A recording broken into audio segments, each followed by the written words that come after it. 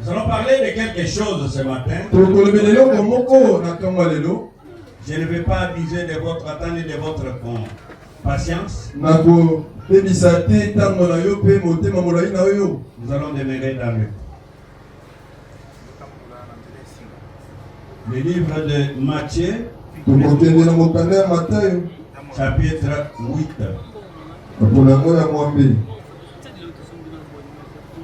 Matthieu chapitre 8. Je commence la lecture à partir du 18e verset et je descends. Donc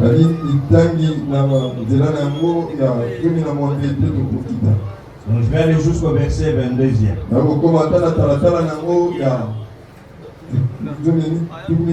Oui, 18 à 22 du livre de Matthieu. Matthieu 8, 18 à 22. Dans ma Bible, les sous-titres disent ceci. Comment suivre Jésus? Je commence à la lecture. Jésus, voyant une grande foule autour de lui, on a l'ordre de passer à l'autre bord. Estime s'approcha et lui dit: Maître, je te suivrai partout où tu iras. Jésus lui répondit: les renards ont des tanières et les oiseaux du ciel ont des nids, mais les justes n'a pas où reposer sa tête. Un autre disciple lui dit: Seigneur, permets-moi d'aller d'abord ensevelir mon père. Jésus lui répondit: suis-moi. Laisse-le-moi ensevelir leur mort. Tu peux acclamer le Seigneur.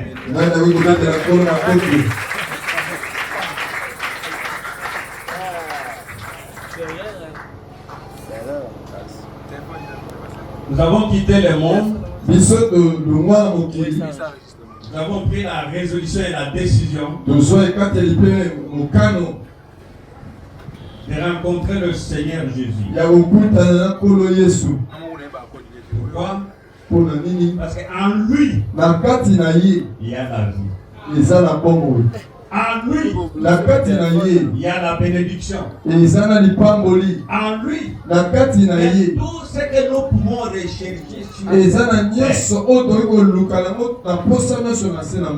en Jésus, il y a tout. Son Père, l'Éternel notre Dieu, il dit: tu es mon fils, en qui j'ai mis toute mon affection. Et Jésus lui-même déclare: personne sur cette terre n'est pas allé à mon Père sans passer par lui. Personne ne peut voir mon Père sans passer par moi. Pourquoi? Parce que c'est lui le chemin. Il est l'unique et le seul chemin.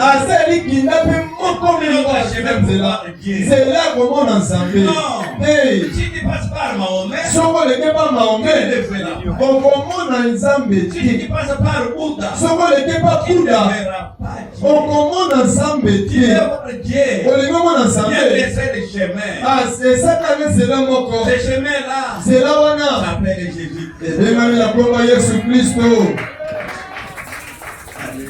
Amen. Et toi et moi, nous sommes venus.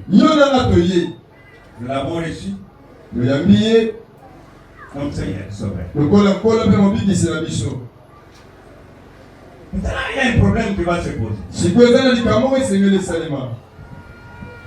Comme nous l'avons reçu. Nous l'avons rencontré. Maintenant, nous devons marcher avec lui. Parce que hier, Lobi moleki. Nous marcher avec nos ancêtres. Totambola mena bakoko na biso ya Nous marcher bakoka. avec les coutumes. Totambola na bimesa ya bakoka. Ekomi mpe bomoi na biso. Ils ont détruit nos vies. Bakomi mpe bomoi na biso. Nous avons rencontré celui qu'on appelle sikoyo tozokokutana moto abengaka le chemin, nzela, la vérité solo et la mpe bomoi. Alléluia. Amen. Et maintenant, il faut marcher avec lui. sikoyo esengeli kotambola na ye elongo. Parce que lui n'est pas stationnaire. Po ye azalaka atelema te. Non, il a une vie en lui. aza na bomoi kati na Et ye il marche. mpe atambolaka. Maintenant, les questions qui vont se poser. sikoyo metuna esengeli euta etuna Comment marcher avec lui? ndenge nini esengeli kotambola na nzambe, Comment le suivre? ndenge nini kolanda ye. Parce que si tu ne le suis pas, soki ozolanda ye si tu ne te, marches pas avec lui, soki ozotambola na ye tout te, ce que tu vas faire, nyonso oyo ça kosala sera voué à l'échec. yango ekokwea na bokakeli. Bien aimé, olingami, suivez-moi attentivement. landa ngai na boke. Si tu suis Jésus, soki okolanda Yesu, si tu marches avec lui, soki ozotambola na ye, tu auras des succès, okozwa elonga, tu auras la réussite, okozwa kolonga tu auras la victoire. mpe kokende liboso. Comment les suivre? sikoyo ndenge nini kolanda ye, Quelqu'un qu'on ne voit pas, moto tokomona te, c'est ça la difficulté. nde pasi ya mwana. La difficulté c'est celle-là. Koko sonde evandeli kuna Aujourd'hui, lelo on peut dire il y a un roi toyei koloba ezali nkumu de ce monde qui distribue de l'argent. oyo azokabala mbongo avanda Il y a na un président de ce monde qui distribue de l'argent. ezali président ya mbongo oyo azokabola na mbongo. Si vous les suivez, abi soki ozolanda ye vous allez voir cet argent. okomona okozwa mbongo, Si vous les suivez, soki olandi vous allez ye voir tout ce que vous cherchez. okozwa nyonso ozoluka. Les rois, on les voit. Ala moi bato mokonzi Les plans de ce monde, on les voit. bikoni bato Vous allez vous moko battre pour ekobunda les suivre. mpo olanda ye. Même si on dit qu'il a un malouko, ata balobi aza na vous devez malongo aller à pied, okende ata vous allez makolo partir. Parce okende que vous les po voyez. soki omoni ye. Mais maintenant, lui, il est le chemin, il est la vie, il a tout. sikoyo ye aza nzela mbongo mpe solo aza na nyonso. Mais la difficulté, c'est comment les suivre. sikoyo koko sonde efandi esika nini toyei kolandela C'est ye. quand nous les suivons, eza ntango toyei kolanda nous ye doit avoir tout ce que nous cherchons. nde esenge tozwa nyonso toza na mokosa. Mais celui qu'on doit suivre, moto esenge tolanda on ne le voit pas. tozomona ye te. Alléluia. Amen. Il n'est pas sûr. motuna. Et dit Amen. Amen. Qui a dit Amen le plus fort? Amen. Comment suivre? ndenge nini kolanda Yesu. Mais lui-même, Jésus, awa ye moko Yesu il nous donne une formule. azopesa biso bangalasisa kosala. Il donne une formule. azopesa biso bangalasisa kosala. Il était là un jour, ami azalaki wana mokolo moko il a vu très grande foule. amoni ebele ya bato. Une foule, je crois, multipliée par 1000 de celles que nous sommes ici. donc etulu kwa bato wana engele bakobakisa yango na mokama na motango oyo tozali awa Qui cherchaient à les suivre. oyo bande koluka balanda ye. Toute la foule là le suivait boye tuluki nyonso bato wana ezolanda ye parce qu'en lui, il y avait la solution à leurs problèmes. mpo na kati na ye ezalaki na biyano makambo na bango. Maintenant, la première chose, boye sikoyo eloko ya liboso je dis pour marcher avec moi, mpo na kotambola na ngai alobi pour me suivre, mpo olanda ngai vous devez traverser quelque chose esengeli bokatisa mwa makambo moko pour que vous et moi po ete bino na ngai puissions marcher ensemble. totambola elongo. Je me dis qu'il a dit traversons de l'autre côté. abi tokatisa ngambo mosusu. C'est de quitter là où vous êtes pour passer de l'autre côté. Et c'est là que vous allez maintenant marcher avec. Là, les problèmes se posent. Le problème se pose.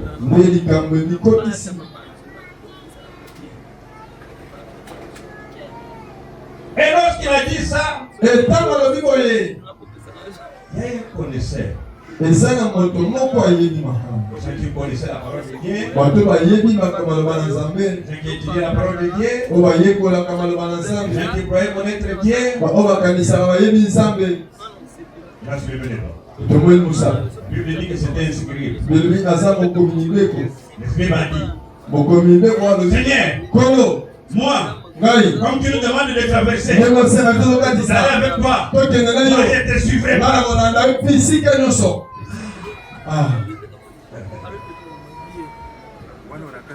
Il a fait la déclaration devant la foule. Il a dit, moi, comme tu nous demandes de traverser, moi je vais te suivre partout. Je vais aller avec toi. C'est comme aujourd'hui, si j'ai posé la question ici, qui aime Jésus? Si je disais, et tous ceux qui aiment Jésus, lève les doigts, Jésus lève sa main droite. Enfin, il ne restera personne sans se lever la main. Même les sorciers, même les féticheurs,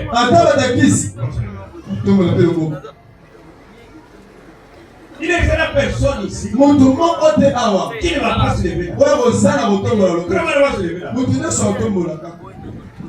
C'est la même déclaration.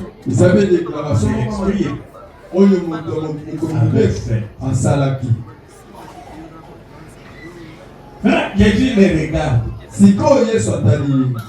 Il les regarde. Il lui dit, moi, tu vas me suivre partout. C'est une bonne déclaration. Je t'informe. Les oiseaux, ils ont leur tanière, ils ont leur nid. Quand la nuit arrive, ils vont passer la nuit.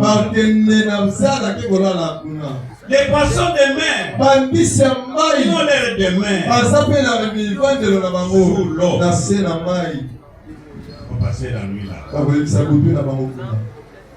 Vous les hommes, vous avez des maisons où vous vous abritez des intempéries.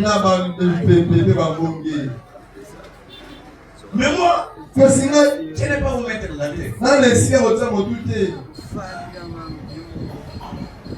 Alléluia. Amen. Moi, je n'ai pas où mettre la tête.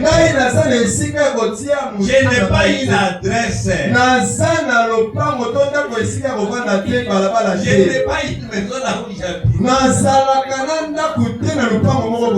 Quand tu vas me suivre, tu vas me suivre où? Tu vas me suivre où? Qui a dit amen? Amen. Qui a dit amen le plus fort?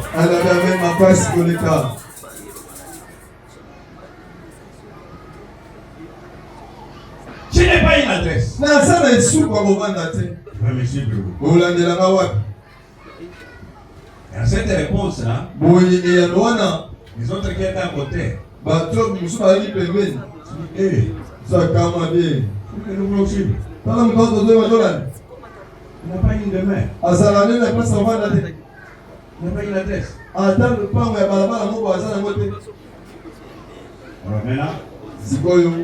il y a eu maintenant un point d'interrogation dans la vie de tous ceux qui étaient autour.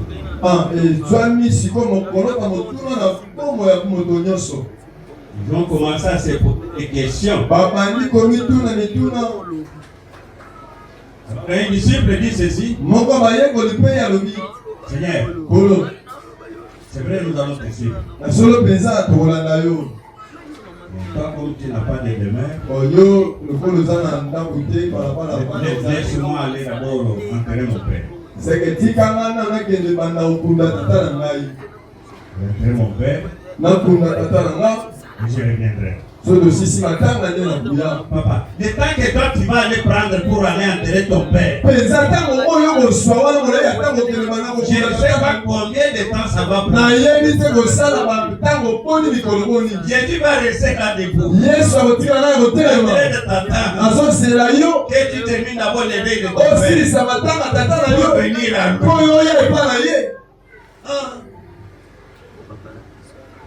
Alléluia. Amen. Jésus a dit, laisse les morts enterrer leurs morts.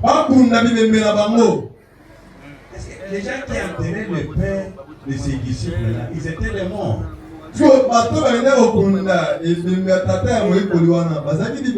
C'était des hommes vivants. Ce sont des vivants qui enterrent les morts. Est-ce que vous avez déjà vu les morts des cadavres enterrer notre cadavre? Ce sont des hommes à vie qui enterrent les morts. Mais maintenant Jésus a regardé. Il a dit, tous ces gens-là, ils sont loin de moi. Ils sont des morts. Tous ceux qui ne me connaissent pas, tous ceux qui ne me suivent pas, ce sont des morts. Ils n'ont pas la vie.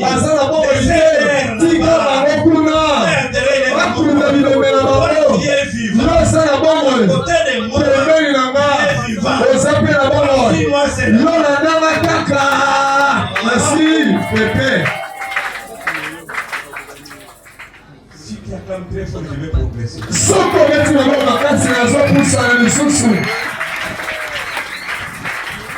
Dites docteur prêche. Docteur presse.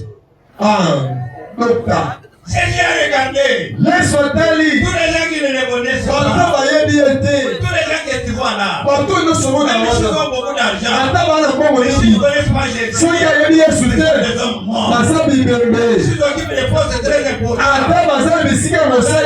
Les hommes ici. S'ils n'ont pas Jésus, ce sont des hommes morts. Alléluia. Amen. Alléluia. Amen. Laissez ces gens-là. Ils ne sont pas avec nous ici. Ils ne suivent pas. Ils ne connaissent pas. Ils sont des morts. Laissez-les. Enterrez notre mort. Laissez les morts. Enterrez leurs morts. Mais toi, Amen. Toi, suis-moi. Pourquoi? Parce que la vie est à moi. Le chemin est à moi. La vérité est à moi. La justice est à moi. Toi, suis-moi seulement. Les suivants, tu vois ce que tu cherches. Tu peux acclamer le Seigneur très fort.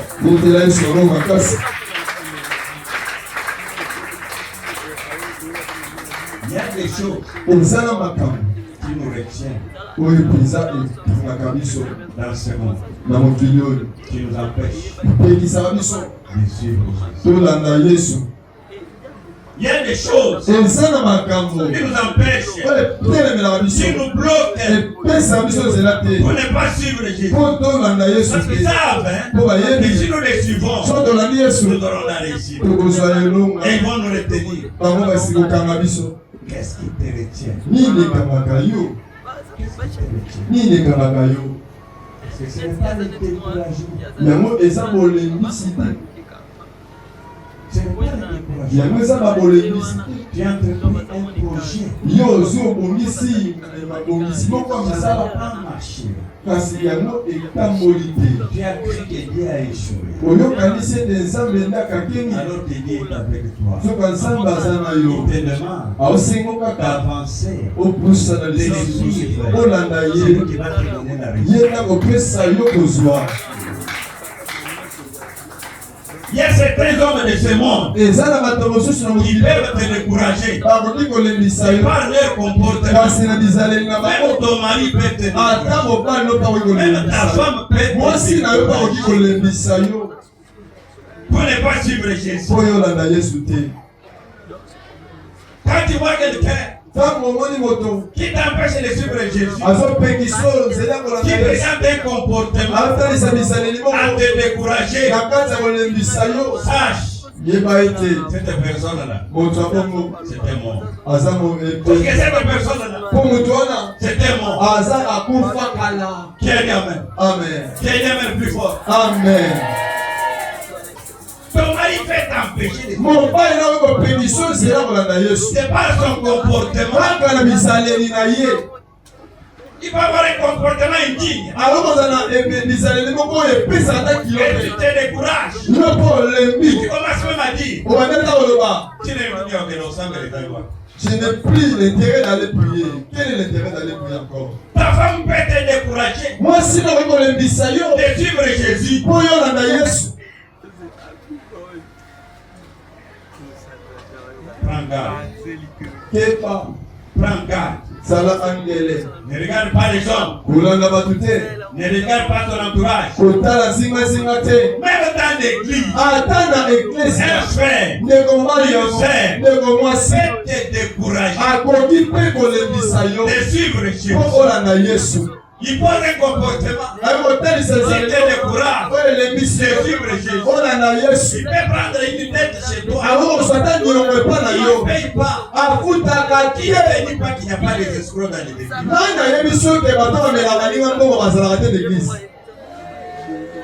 Les escrocs sont partout. Ils sont partout. Toi, tu vas t'empêcher de suivre Jésus à cause de cet escroc-là. Toi aussi escroc. Quel jour tu vas prendre la décision de suivre Jésus? Qui est escroc dans le monde? Qui est dans le Seigneur? Qui est très bien escroqué? On n'escroque pas seulement l'argent. Voilà un frère dans l'église. Il a 3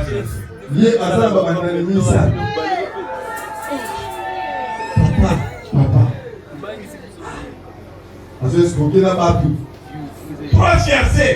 Va chez une sœur. Je vais te prendre la mariage.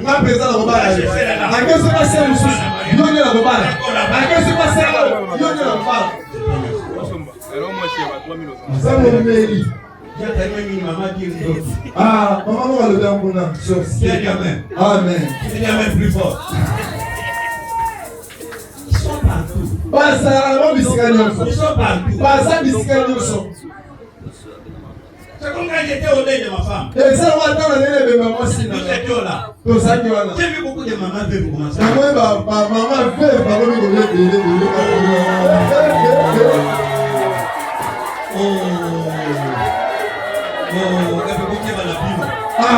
Pépé. Je vais me poser la question. Vous me regardez pourquoi? Vous ne voyez pas qu'il y a aussi tel qui me regarde. Quel est le plus fort? Qui va cramer Jésus? Qui va cramer Jésus?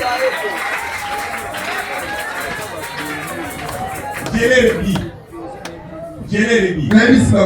Les jours où je serai à l'église de la tête puissante des miracles, je vais vous accueillir chez Maman Générale.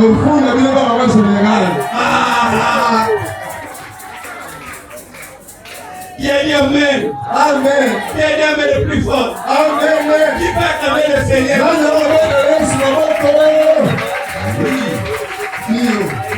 Il y a des sœurs aussi. Il y a des sœurs aussi qui sont que les frères.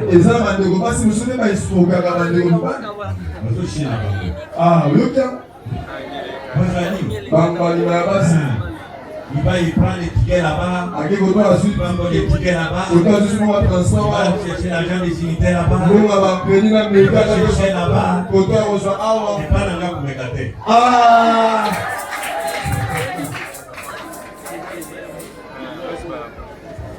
Qui est dit Amen? Amen. Qui est dit Amen le plus fort? Amen. Qui va acclamer le Seigneur? Qu'est-ce qui t'empêche de suivre Jésus? Qu'est-ce qui t'empêche? Qu'est-ce qui t'empêche de suivre Jésus? Je vous dis, chacun de nous va prendre la décision de quitter le monde, de quitter les choses qui l'empêchent de suivre. Bien-aimé, moi, depuis que j'ai commencé à suivre Jésus, j'ai vu ma vie transformée. J'ai vu beaucoup de choses. J'ai vu même des bénédictions. Et c'est vrai. Et c'est vrai. Sois parmi la première personne qui s'élève.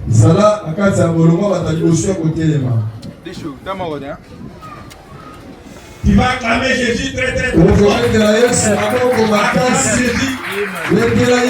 Acclame Jésus très fort. Acclame les rois des rois. Acclame le Seigneur.